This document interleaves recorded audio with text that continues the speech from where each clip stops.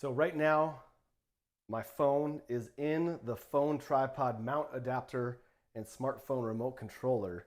And as I'm going to take that off in a second and show you.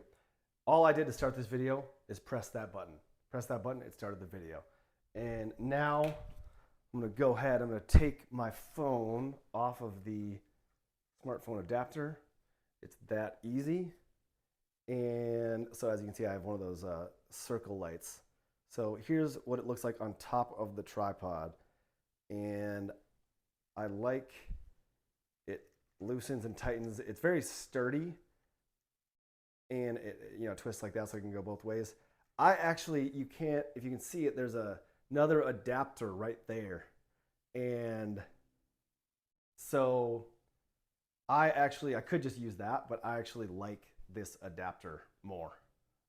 It's more sturdy, and I just, I paid extra to get this extra adapter when I already had one just because I like this one more. So if you're looking for an adapter, this is your adapter.